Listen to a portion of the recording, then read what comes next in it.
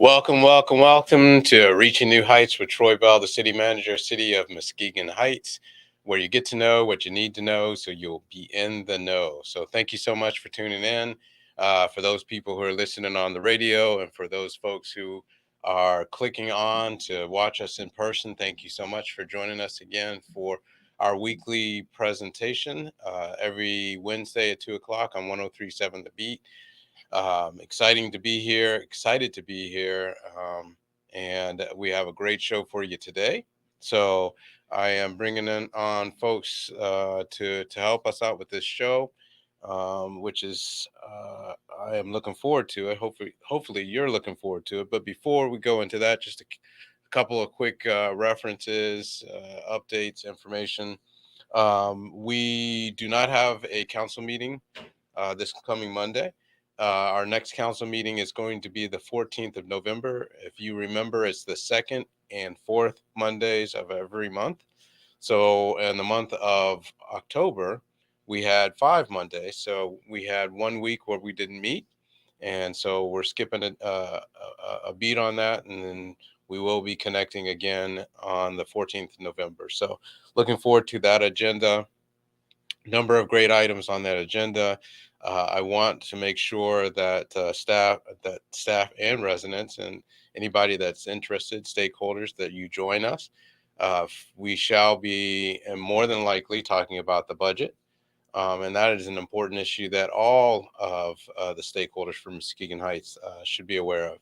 And just in case you may have forgotten, it is the responsibility of the city manager to work with the finance department to put together a budget and present a balanced budget to council. And that's what I hope to do in the month of November and December, so the council can take that budget and edit it, add, detract, modify, and then come up with a final budget that they ultimately pass that represents the city of Muskegon Heights. It has been challenging up to this point since we don't have a finance director. Fortunately, due to a grant from the Treasury Department, we were able to hire Maynor CPA, and they've been serving in that role as our financial consultants. But there are a number of items and issues that they've had to clean up to get our book straight.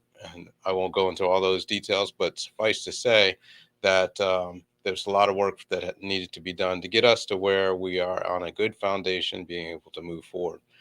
Part of that is the reconciliation of our accounts, reconciliation with our bank account and our journal entries into the system that we use, BSNA. And that has been delayed. I believe when we did our audit, one of the reasons why the auditor had some difficulty is because the bank accounts had not been reconciled last year. And so, as we're moving forward into this year with Maynor CPA, they are working diligently in order to reconcile our bank accounts. And I believe they are 99% complete up to May. And so, for us to know exactly where we are financially, our expenditures and our revenues, we need to know what our reconciliations are. And so, hopefully, that will come together. They seem to be picking up speed as they're getting a flow, and they should be able to provide that information so that when we look at the budget, we understand where we are financially today versus where we want to be versus where we want to go. And so when we have that information, and you have to understand that it's very difficult as a city manager to be able to manage the city without that financial data, without knowing exactly on a month to month basis where we are. But we deal with what we have. We work through it, and like I said in this show, we always keep it positive. We always keep moving forward. Some of the bumps and bruises that we run into, we overcome them, we adapt, and we figure out a way to create progress in our community. And so the finance is just part of that. And hopefully you can tune in at our next meeting so that will be part of the conversation. In addition to that, we will be approving the union contract for the fire department. That is also very important. Our fire department's been operating on marginal trucks as it is now. The union contract is part of that, even though it's two separate issues, but something that you should tune in on, and hopefully that would be something that we can approve at our next agenda. So I talked about the fire contract, budget and new equipment. So that is a topic that we're going to discuss today, in addition to what is important today on the week before elections. Today, on the week before elections, what is important is our effort to make sure that we're ready for the elections. And so, with that, I want to add into my stream here um, our quintessential key person when it comes to all things election in Muskegon Heights, Miss Jen Ross. Welcome. Hello. Hello, hello, Can you hello. hear me okay? I can. Okay, good. Yes, excellent. So, thank you for joining us on our radio show every Wednesday from 2 p.m. to 3 p.m., Mhm. where we get to talk about what you need to know so you'll be in the know right here, Absolutely. reaching new heights. So, talk to us about, well, before we even go into questions, I also want to bring on board Ms. Laudermill and so to talk about elections. So, I want you to start, but let me go ahead and bring her in to the stream.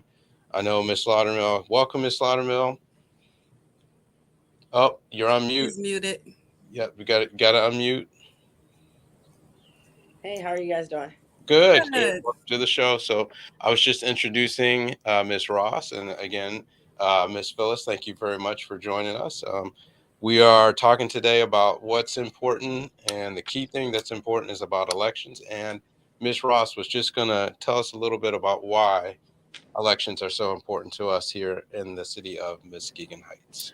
Well, I mean, not only here in the city of Muskegon Heights, but all elections are very important. Hmm. Even before I took this job, I always took election day off to give people free rides to the polls because that is how passionate I am about people exercising their right to vote. You got to think back in the day, our ancestors were not allowed to do this, and That's people right. fought and fought. And when I say ancestors, I don't just mean African Americans. I mean all ancestors because guess what? Women couldn't vote for a long time too. Hmm. So you got to exercise that right now that we have it. Isn't that Um, something? yeah. So here in the city of Muskegon, well, across the city, across the county, people can register to in person to do an absentee ballot. So we are here at City Hall until 6 o'clock today, 10 to 6 tomorrow. And then we are also open on Saturday Hmm. from 8 to 4. Just the clerk's office. You can't come pay your water bill on Saturday. None of that's going to be open. It's just me.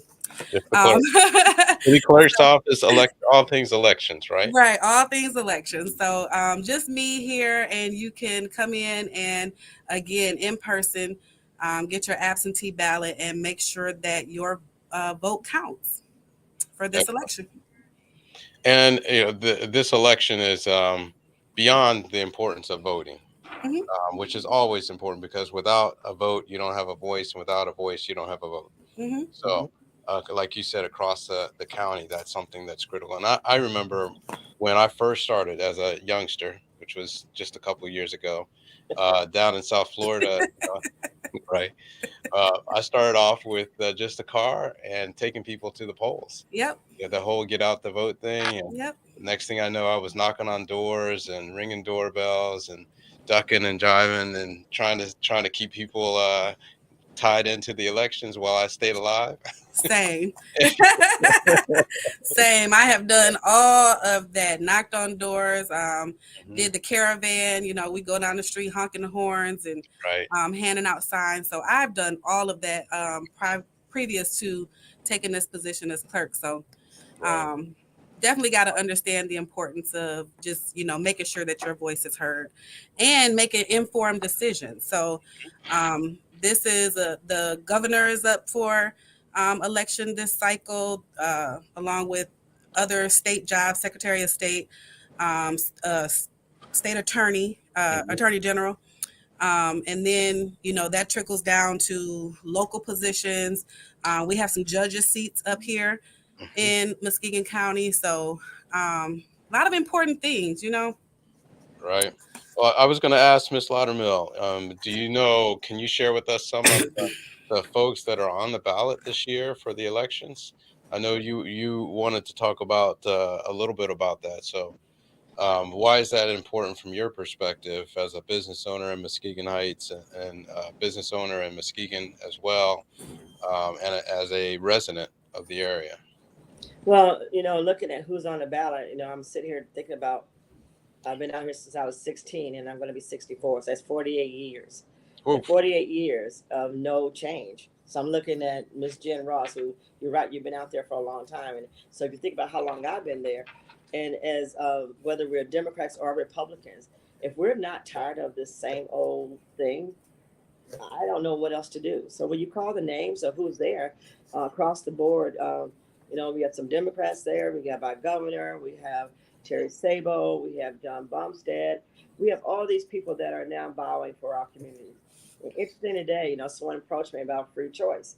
And so, typically we either, are asked to vote straight ticket, right? So Hmm. when you look at as a business owner, and just forget that as a community leader, I just decided that something had to change. We had to shake it up a little bit, right? Because the reality is it was insanity. We do the same thing every year.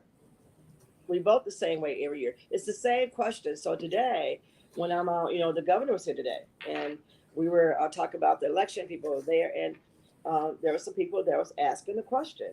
Why did you choose to endorse Senator Bumstead versus Terry Sabo? Um, Terry brought it up today, so I might as well Well, explain. I'm not sure that I want to know what the difference is between your endorsement of one or the other. I want to focus on why it's important for everybody to get out and vote, whether they support one candidate or another candidate, or they just want to vote on the propositions. Yeah, and I'm getting to that. It Okay. doesn't matter who we endorse, Hmm. but what it does matter is that we're informed as to why we're making our decisions, right? Right. So we want people to look at the real things, like your issues, like what did happen in your community, how much money came to your community, how was you able to develop those things. So when you look at all that transparently, Hmm. then you look at every person, whether it's me or you or anyone else, to make a choice about your voting. That's where I'm getting to. So it's not about me personally or anyone else. It's about making a concerned effort choice and about what we know and what we see. And sometimes what we know and what we see looks two different things. If you don't know how to read it and you don't understand it, you definitely should know what you see every day. Hmm. If you see the same thing every day for the last 20 years, doesn't matter if you read it or doesn't matter if you understand what you see. So Hmm. when it comes to who we're choosing, what candidate, what do we see that's happening in our community? That's what we need to look at. What are we looking at? I know what I would say is critically important to our community and the communities that I've worked in around the country is a realization of the true power that we have in the electorate, the true power that we have in our vote. In many of the communities, there are more folks that have the ability to vote that fail to even show up or register, Mm-hmm. uh, and they don't realize the power of those votes.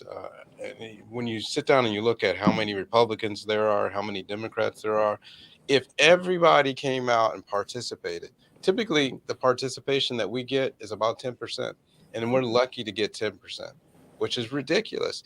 But If do we, you know why? why is that? Tell me. So you say that, let's talk about what we do. There have been elections when we come out, first is our presidential elections. And I remember the governor when we first came out before. People have come out, but we get the same results. You get the same conversations. So after a while, people get tired of it. And that's what I'm hearing. The reason why I don't come to vote, a reason why I won't show up. Well, what are they going to do, Miss Phyllis? How does it affect us? And young people are a little bit different from us. Most people in my age group, we just do because that's what we know to do. We follow suit. If they say go to Texas, we go to Texas. This generation is not like that. Mhm. But I think, and Ms. Ross, I'd be curious to hear what you think about this. Mhm. I think it's remiss of us to think, well, things haven't changed, so I'm not going to show up. Because if we don't participate, the whomever gets elected to represent us is going to do what they want to do anyway. So why not participate as opposed to withdraw and not participate? 'Cause at least if you participate, you have some say in who is elected. Now, it Mhm. may not be the person that you want, but that you have to keep coming, And you might be surprised, because I know when Barack Obama ran for office, nobody thought that he could win. And there were a lot of people that had never registered for vote that registered for the first time, that came out and participated, and they surprised themselves, because here was an opportunity for them to voice their opinion, to have a vote that was never taken into account before. So, Ms. Ross, I'm curious from your perspective, looking at the county, what does it look like from Muskegon Heights as a community in the county, and our opportunity as a city to impact the final outcome and the final results? Honestly, and I don't think Muskegon Heights voters know this, but you can actually make the difference between somebody winning and losing. You have a lot of people that depend on you not coming to vote. Okay. So, Okay. and that's been a thing. They depend on you to not show up. Right. I never thought of it that way. Yeah. Yep. They depend on it. So, when you take a look at it, you see people, we often say, we only see certain people when it's time to vote. So here's the thing. So the challenge is behind that, make them accountable, call their office, Right. Invite them to events and see if they show up when it's not election time, because we know we're going to see them when it's election time. But in the off time, hold your elected officials accountable. Now, I would question, what do we really see them when it's election time, or do we see the same old people coming out during election time? Do we hold our representatives and our council people and our senators accountable for representing our votes? Do we ask them, if you're going to go to Washington, if you're going to go to Lansing, if you're going to go to the county commission, are you going to go there and say something about what matters to me? Or are you just going to go there for your own personal needs? Well, do you think that after this point, if that was the fact, we would not still be asking the same questions? And I'm a definite advocate for voting, but we'd start voting with a purpose. In this election, we had no agenda that made any sense to anyone that you're talking about that's not voting, except for health care. Well, you're going to get it anyways. Jobs. Well, it depends on where you have to get a job. It didn't get past that conversation. So since we started an election with no agenda, it still don't have one. So if they vote, then the question is, when we do vote, what's the next step of holding them accountable? I'm hoping that this whole next step would be make them accountable, not ask them, but make them. Gotcha. And if I know you, Jen, have to be nonpartisan, like myself, as the city manager. That is a stranglehold, Miss Phyllis, that you don't have to worry about. So you can pick and choose. But what if you had an agenda, and that agenda was representing the city of Muskegon Heights? What would that agenda entail, regardless of whether it's an R, a D, or an independent? It would definitely be more than fix the damn roads. As they say, it would be more than that. So, right. But that's important. Don't forget about that. That's important. I mean, it is important. Right. But honestly, too, people need to understand how much money that takes. And again, that's the accountability piece. We have these elected officials that could go to bat for us in Lansing or in Washington. And are they doing that? Right. That's where the money is. That's where the money is. Yeah. $110 million is not going to come out of the little itty bitty budget that Muskegon Heights has. Definitely not. If we're going to get money, it's going to come from there. Those where the deep pockets are. And that's just a rounding error for them. Our streets could be paved in gold with a rounding error from Lansing. Well, you can have streets paved in gold. You can't have a job. And then after that came that, you're going to have nowhere to live. So, when you ask that question, what would be my agenda? I started looking 2 years ago. Actually, I started 4 years ago. And actually, I started back before the other group. And we still have not come to that point. That's what's important. There's always the question every day. People ask me, what does the people of Muskegon Heights want? The same thing you want. Why is it? It should be a different conversation. Or it would be, even today, someone said, well, if we gave them $1 million, what would they do? The same way it did when you gave Muskegon $1 million. So I think my problem is maybe You know, sometimes it hurts you when you very opinionated and you speak very freely about the truth. But as long as I'm telling the truth, I don't think I'm going to be wrong. So I try very much so to make sure the truth I'm saying that is one that we can see and we understand. So those are the questions. Or, well, you know, we got to get people ready. Everybody get a chance to play house and stuff for your community. So creating, you know, wealth is important. Creating Right. a voice is important. You Right. know, I look at the things that were happening, just listening to you for at the city or any other city. There's some things that if you really understood what was going on, your constituents would be raising hell, but they're not. They're not raising hell because they don't. Maybe they don't understand, or maybe it's because we're fraternizing, or maybe either way it go, it's dangerous. Mm-hmm. It's very dangerous. So when someone said, "Well, why do you think that?" I sit on the other side. I see the money. I live with it. It's hurting. I'm building houses. We're upside down. So you were in a meeting with me the other day with Mr. Right? Right. What is mission? Let's talk about party and party. I don't just say D or R. D never brought anything to the table. R brought everything to the table. So when you have these differences and people are showing you that they will help, you have to support your help. I Right. don't care if Share it with looks like a our, donut. our listeners who Mr. is.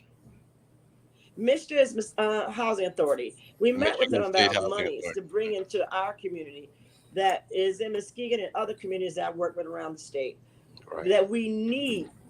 I mean, desperately we need to build houses because we're building them. But even when we build the houses, I'm upside down.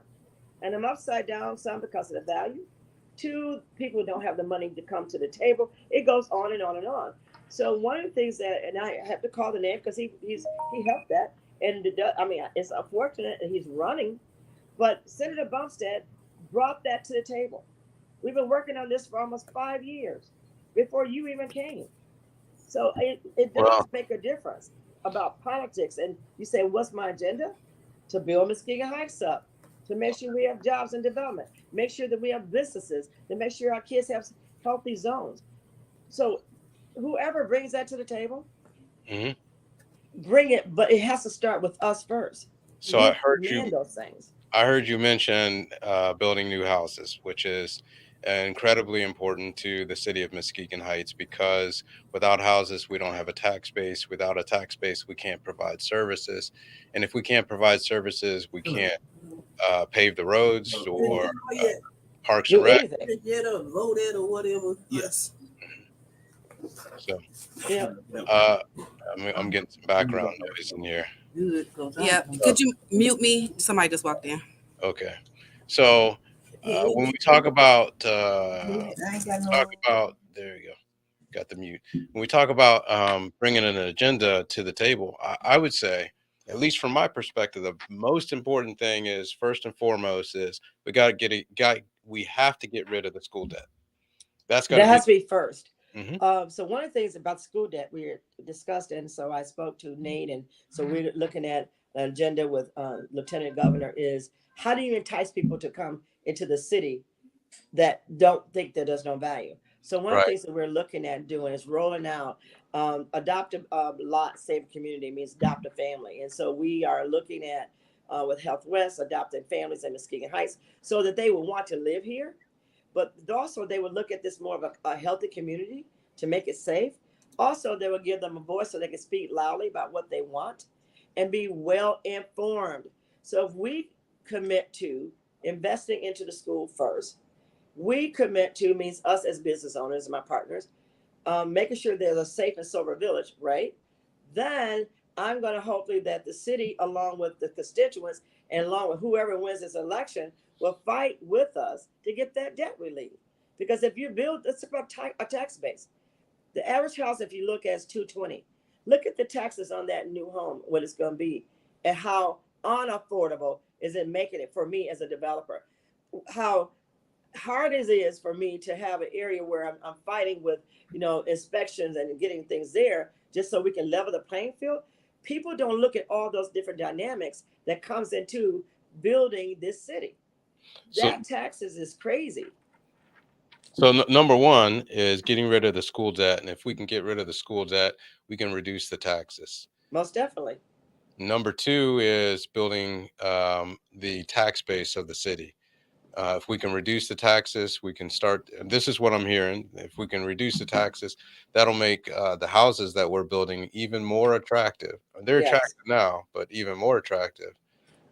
So these are the items. Are these the items that we're hearing those people who are running for office talking about, Miss Phillips? Absolutely not. They haven't even talked about it. Matter of fact, what I'm getting is, why would we want to develop there? I get that question asked more than none, not just from people that's running. I get it from sometimes people on your daises. It's just being very upfront. People sometimes don't know why we're investing in this community, which is our community. And so when you have a developer that would invest $200,000 to build and then hope that you can get it back, that has to be a commitment, not only from us, has to be from the county, and we talk to them. It has to be from the city, and I'm hoping the city will jump on board with Mishta. It has to be from the people that are running for these offices. But more than that, it has to be from these people, for people that live in our community. They have to be committed as well. So we've got a number of items that we should be expecting and challenging and requiring our candidates to talk about that they're not, yet they're still asking for our votes. They're still wanting us to show up and vote, even though they're not addressing the issues that are close to us. Are there any other issues that you think that are close to us, Miss Ross, that should be part of that agenda? Absolutely. Development in general, not just the houses, but I mean, we have all this beautiful downtown space Mm-hmm. that needs development. We all, talk about the days where every building was filled. It looked great. Right. We had Christmas decorations every year. I mean, we all talk about those days. I'm, just old enough to remember it. Santa Claus. Right. Yes. But just driving through downtown, we see all these empty storefronts. And so that definitely is something that needs attention. And what I was also going to say too is, we got to learn to work across the lines. Okay. Yes. That's how things get done. We have to learn how to work across the lines. We have to learn how to communicate. We have to learn how to not be afraid to ask. Right. And not be afraid to have those conversations, Well, I'm glad you mentioned commerce and industry and our downtown area filled in. So, and I'm glad you mentioned it because that's one of the things that we're working on, making the Rowan Park, which is right downtown on our main street on Broadway, a destination, along with the Strand building, which has been closed for 50 years, something like that. Getting the lights on. These are all parts of bringing back our Broadway street. Is that something that any of our candidates are talking about or discussing? I didn't think so. But you can't blame the candidates, and I'm gonna tell you why. Okay. There's enough of us, a professional, we call ourselves affluent people. And so when I asked someone the other day, I said, they keep saying that we weren't ready or we didn't have qualified people or, and I said, well, when did we get ready? Did we realize the day of that we had 2 qualified men that we're fighting for 1 seat? They didn't just pop in the world today. They weren't dead 6 months ago. So now here we are, we're fighting for them, but we could not put people that should know this community in those key seats. So we jump out and we make announcements, who we're going to endorse. That has nothing to do with your community, and you live here. Now, I know people said something. If that's not plantation thinking, I don't know what it is. So I had to just keep it real. What rock are we under? You live in this city. You see your streets, and you find 2 men of color that have been in offices in your community, and you didn't figure out to the day of the election that they were good candidates. And then everybody's all in an uproar because I'm the one. I speak loudly. I can't say other folks. And then they want to know why I speak the way I speak. Ray Charles Blind can see that. Now, the candidates that you're talking about, are they running against each other? Yes, they are. And so these people, and I can call their names. You have a Daryl Page and you have a Pastor Williams. These people were living Well, you don't need to call their names on the radio Well, station. I'm sorry. I'm just giving you an example. Okay. So that's just real. These are our constituents, and we need to understand what's really going on. So So we need to have it where our community has an agenda. The agenda should have been back in April, not 2 days before the election.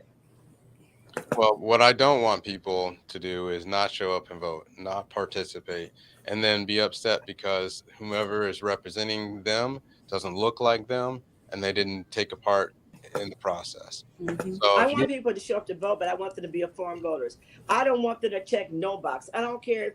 I don't want you to check just Republican, and I don't want you to check just Dem. I want you to read to show yourself approval. I want you to go down that line, and I want you to vote according to your real conscience, not be led down the street because you just don't know what to do. Take a look at your own community.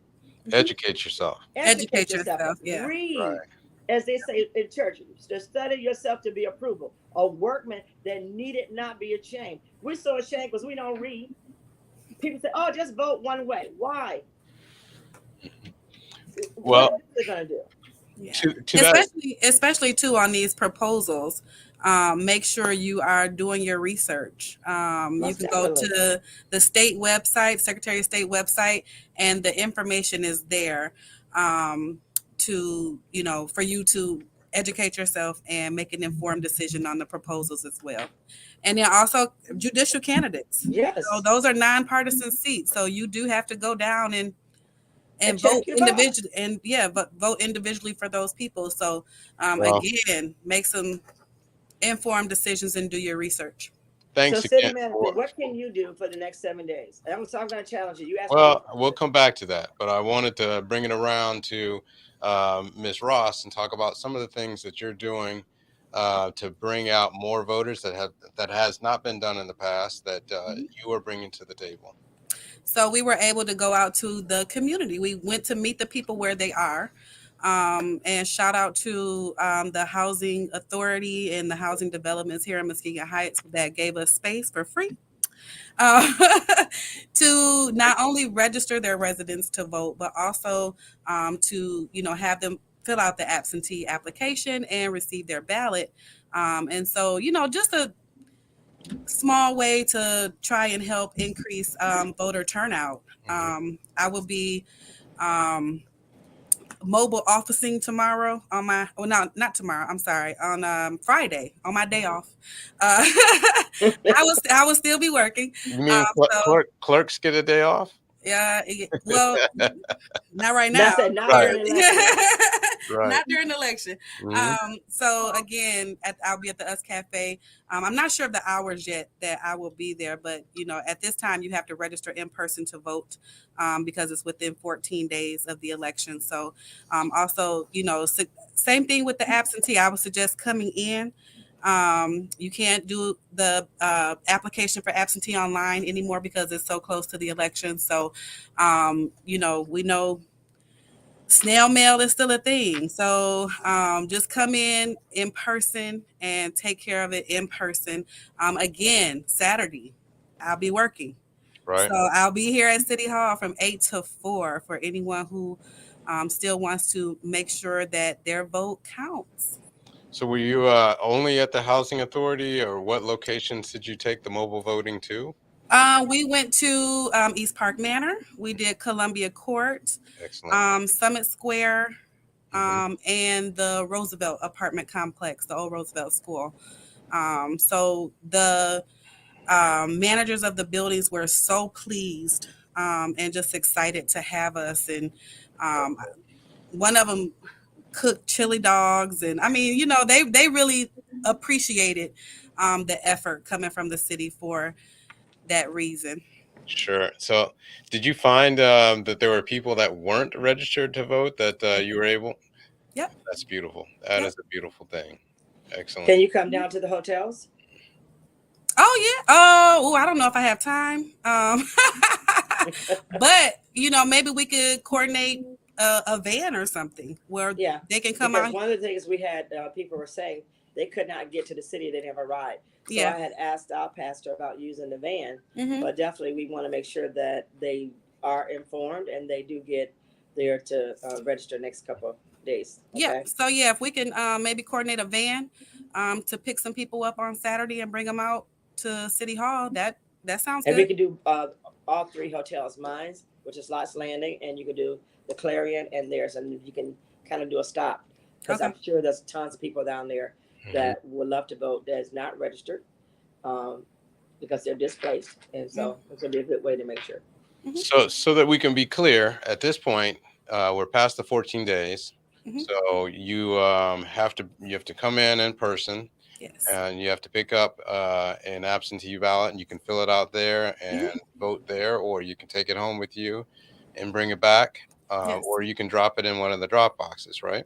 Yep. So we have 2 drop boxes here at City Hall. There's one outside the front door, and they are very secure. And then there's one inside the lobby as soon as you come in the door. So you can drop it at either of those sites once you fill it out. And make sure you sign and date the back. Otherwise, I'm knocking on your door to get So that what about signature. felons? I'm getting a lot of questions about felons again. Can you let them know if they can vote just in time as well? Like come in and register if they're a felon? Yeah. Yeah. Well, that's the question that most people Yeah. are asking me And- lately. That's what I was going to ask. Yeah. If I haven't registered to vote and I'm a resident and I'm interested in participating in this election on Tuesday, can I come in today and register to vote and participate? Yes, you can. Absolutely. The state of Michigan is good about that. Now we know that there are states, questionable states, that don't allow felons to vote, but we are not one of them. We're friendly. So Okay. Okay. Well, I And haven't gotten out there yet because they're still asking that question. So we're gonna do a better job and make sure they're informed. We had a couple of young men that just got out, and that was the first question saying, "Can I vote?" Yes, you can. yes, you So now I can. know we can hand carry them to you so they can vote. so if I am an unregistered voter and a resident and I come in on Tuesday, election day, is that So too late? Too late? it is not too late. In the state of Michigan, you can also same day register, and you will have to vote absentee, but you can still vote, and that vote will be counted. Yes. Excellent. Yep, and you do have to do it in person at the clerk's office. You can't go to a polling location, so you do have to come to my office and see me. I'm pleasant. So yep, but absolutely. All right. So that's excellent. And do you have a sense of how many absentee ballots you have sent out this year? Oh, absolutely. So this is, I think, one of the highest numbers, except for I think the COVID year. But we are at what was it? Like 880. 880 sent out. Wow. And 320 outstanding. yeah, 880 sent out, and then our return rate is about 63% so Beautiful. far. Yep. Beautiful. So if you got those ballots just sitting on the table, go ahead and fill them out Right. and drop it back off. Drop it in the drop box. So what is important to know about the signature? Because I know there was a lot of controversy and discussion about the signature. Yes. What is tell us about that signature issue? Okay, so on the back of the green and white envelope, there is a space to sign and date it. It is invalid if you do not do that. So that's why I said I'll be knocking on your door. If it's not signed, I'm bringing it back to you to get that signature. So if it's not signed, it's invalid. So you if need it- to make yes. sure that you sign it on the back of that envelope. Yes, and you need to make sure that the person whose name is on there is the person who's signing it. Right. Because we do check the signature too against what's in the database. So yeah. Excellent. And so you have enough commissioners to help with the elections. That's all set up and ready to go. Yes, it is. Yep. I'm pleased to say that most of the team that's been working and doing this for years in Muskegon Heights has come back, and they will be working this election too. So yeah, they have a pretty good team of people that have been doing this for a long time. So Any observers as well? I think that's part of the state constitution. You have to have observers for the elections. So that's all taken care of too. well, you can. That's up to the parties. So yeah, if they want to have poll watchers, that's up to the parties. They can absolutely do that. They just need to basically let us know who they are. Okay. And then of course there are certain rules they have to follow as well. So Just want to make sure that I stay compliant with the rules. But Mhm. yep, absolutely. All very beautiful. I know for you as a new clerk, the first election you kind of were just coming in and you were observer outside looking in. Hmm. So this election being a main primary election, even Hmm. though it's not a presidential election, I want to commend you on the work that you've done to come up to speed.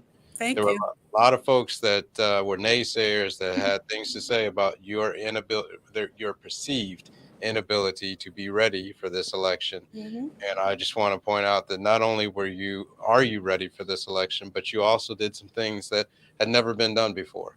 Yes. You went out and went mobile. You Hmm. took the game or the battle to the streets, and brought in people that had never been touched before, never been seen before. And so everybody that runs for an office, regardless of whether they're on the right side, the left side, or in the middle, has to commend you as a clerk of the city of Muskegon Heights for the work that you've done.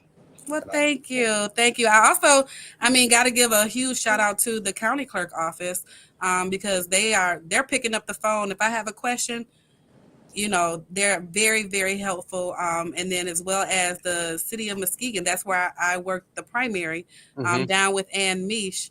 And she's phenomenal. I mean, we have 4 precincts here. She has 14. Mhm. So I wanted to have the experience of like working with the best. I mean, she's the best in the game right now in the county because she has the largest area.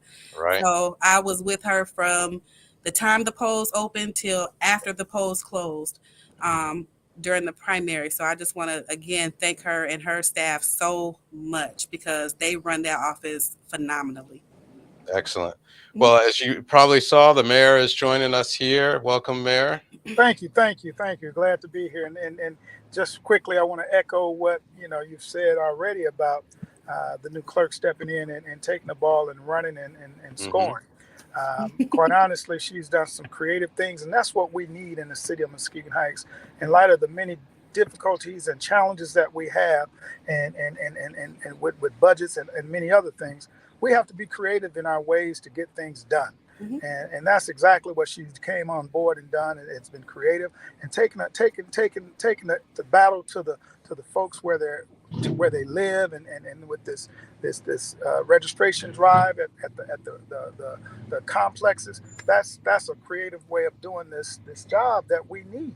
And I just thank you for stepping in, Jennifer, and doing what we need to do to get our people out to vote and to win this election, because Absolutely. it's vitally important that the Democrats win this election, and it's also vitally important that we hold them accountable, do the things that they say they're going to do for our community, because we have been a stronghold for the Democratic Party my entire life, and from prior to those 59 years, we So, vote Democrat, and we Well, well, oftentimes.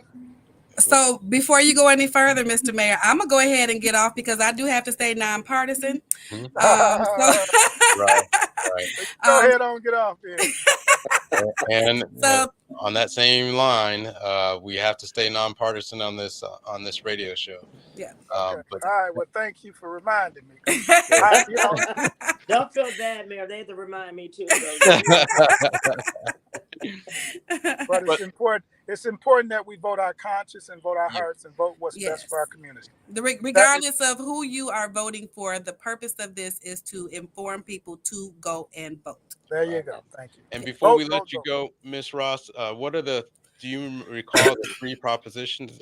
If I'm not mistaken, there are 3 propositions Yeah. that people have to educate themselves on and make a decision and vote based on Yes. those 3 propositions. Yes. And so, in trying to stay nonpartisan about those propositions, I'm going to defer people to go and check out the state's website website, Yeah. yes. and do the research on those propositions themselves. And you can go right to the Secretary of State website. Mhm. Just type in, I think when I was researching them for myself, I typed in proposals 2022 in Michigan and it popped right up. So, Okay. yep, make sure that you are just, again, making an informed decision. And again, people, I'm going to be here Saturday from 8 to 4 for those who want to come in and do their absentee. And then, of course, tomorrow till from 10 to 6 here in the election. Now there's an election room, so I'm not in the clerk's office. I am in the room across from the inspections office. So that's where you can find me. So I will say that I think there's three proposals. One that has to do with abortion. One that has What is women's rights? I'm sorry, women's rights. Mm-hmm, Thank you for that clarification. mm-hmm. One that has to do with voter rights, Yes. right? And then one that has to do with term limitations. Yes. So those are the three general. I'm not Yes. going into specifics. So go to the website, check them out, educate yourself, and come back and vote on those. Correct. All right. All Yes, right. yes. Mhm. Thank you again for having me on. I'm going to go ahead and dip on out. Okay. Thank you for joining us, Madam Clerk. Okay. See you again soon. Thank you. So, Mayor, thank you for joining us again, and thank you for your advocacy to encourage people to participate in the elections. Anything else you want to talk about in terms of the agenda of these folks? We talked a little bit about that, of what's important coming into these this election cycle. Well, what's important is that we vote.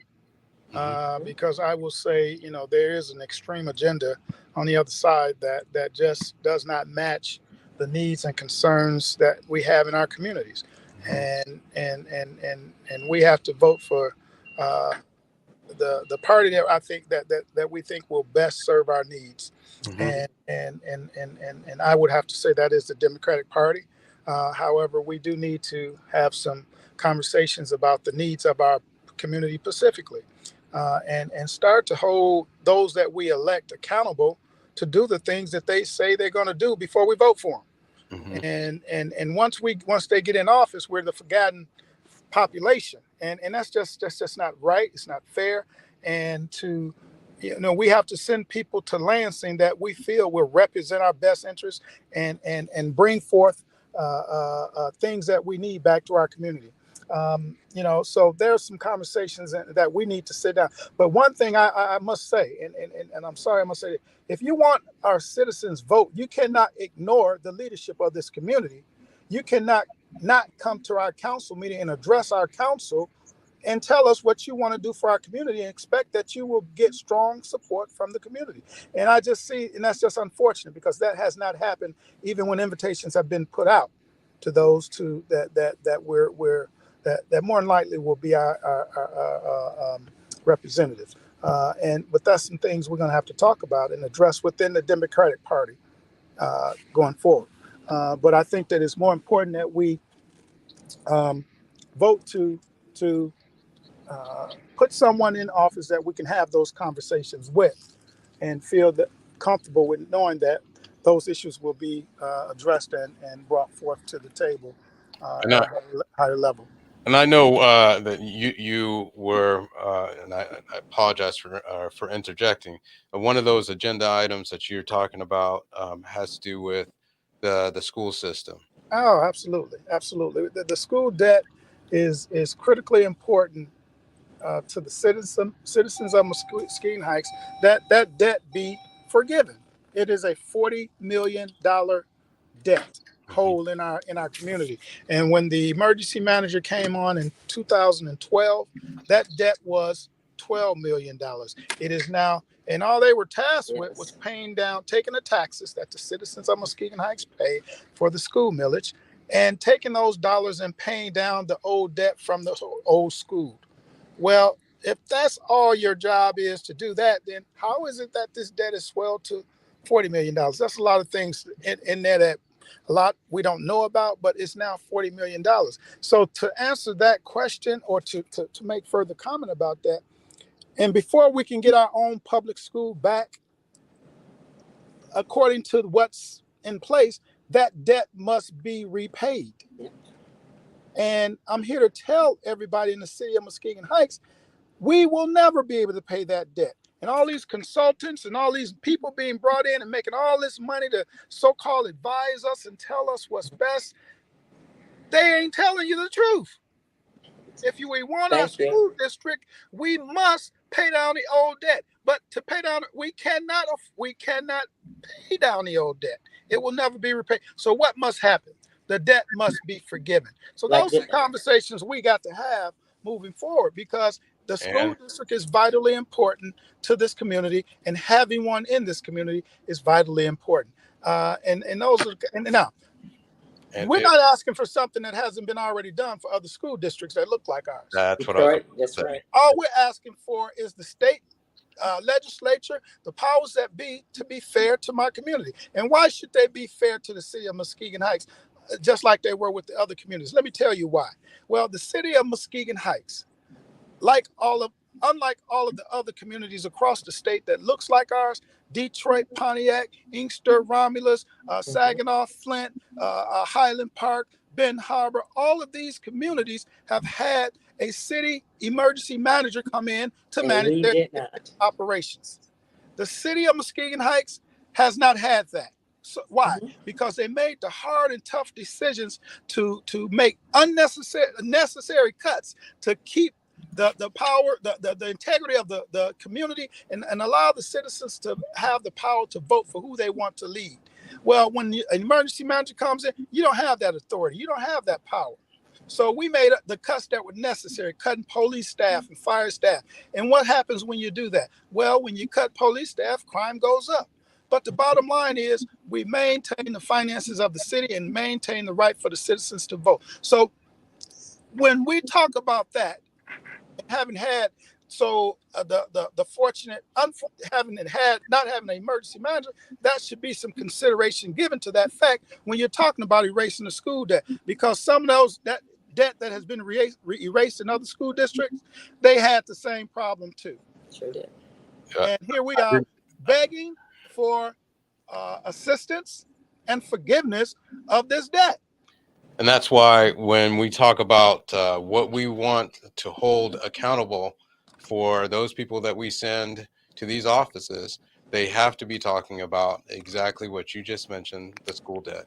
We cannot allow that. And I'm glad that we gave you an opportunity to talk about that, because we cannot let them go to to the legislature, to the commission, to the federal government without understanding that they need to talk about how to get rid of that school debt.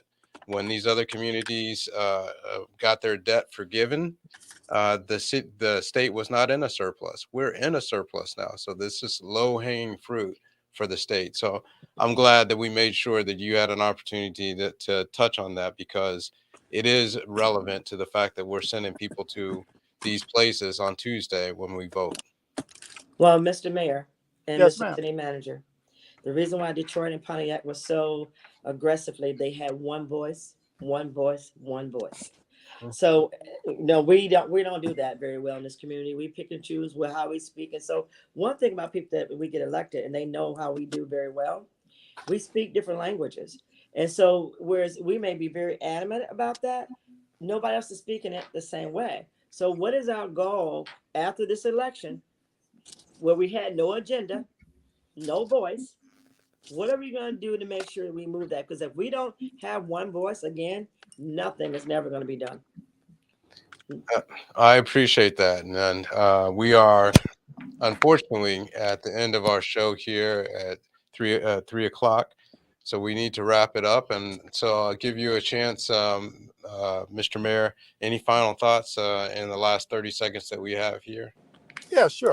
I just want to, advise the citizens of Muskegon Heights that the city of Muskegon Heights is moving forward like it never has been before in the history of this community. I left Muskegon Heights when I was 18 and came back when I was 48. And now I'm 59. And between that 40-year gap, I asked myself, what has happened in the city of Muskegon Heights that has been good? Well, they built family care. That was good. We don't get property taxes, but we get income taxes. So it's half good. We built the bus terminal. We don't get property taxes, we get income taxes. They built the housing development out in Woodcliff. That is a great thing. That's how you rebuild your community. Brought back citizens. We get property taxes, income taxes. We beautify our community. We build new homes and make it safe and where people want to come live. But then we built a $20 million school and wiped away everything that could possibly have been good that was done all those 40 years. So you ask me what has been good in 40 years? Quite honestly, in light of the fact of the new school, nothing. So here we are moving forward. Now we're building houses, we're developing our community, we're building getting ready to start on a $5 million project at Pack and Sherman. We just got in new vehicles because of some creative thinking and from our city manager, where we're going to be rotating our vehicles out on a regular basis to keep the staff with safe and reliable vehicles. Our DPW workers, they now will have trucks that we can retrofit with snow plows that will work. So we're doing the job of the citizens for the citizens of Muskegon Heights like it never has been before. And I would challenge anyone to challenge me on how is that so? Just like I just told you, that's why. Excellent. Any last words, Ms. Laudermill? I'm just ready for the one voice before I get 69. So hopefully after this election, we will have an agenda. Lieutenant Governor is looking for that after the election. He's asking for a one-pager for us to give it. I spoke to Nate before we got on the line. I spoke to Deion Williams, so they're ready. And I'm hoping we're ready too. So let's do this and continue in good faith and building our community. But I'm hoping that we just learn to have one voice. Excellent. Yeah. Well, I do want to remind everybody that Tuesday is the day to vote. You have between now and Tuesday. Do not miss the opportunity to vote between today and Tuesday. Tuesday is the D-Day, and there's been a lot of district changes and so on and so forth. What's most important is you got to show up to vote. And one thing I do want to throw a shout out for is the Optimist Club and the work that they did on Halloween. Handed out candy for kids. There were droves and droves of kids that came out for the Optimist Club at the farmers market, and also over at Rowan Park, the work that Ms. Kitchen, Councilwoman Kitchen, did in bringing together the trunk or treat for Rowan Park. Awesome. They were packed as well, and so Yeah, it these was are fantastic contributions to our community. So with that, I will say thanks to our guests, the guests that are here now and the ones that left earlier. And thanks for everybody tuning in to Reaching New Heights with Troy Bell, the city manager, City of Muskegon Heights, where you get to know what you need to know so you'll be in the know. And again, thanks to my guests, and have a great day. Continue to be blessed.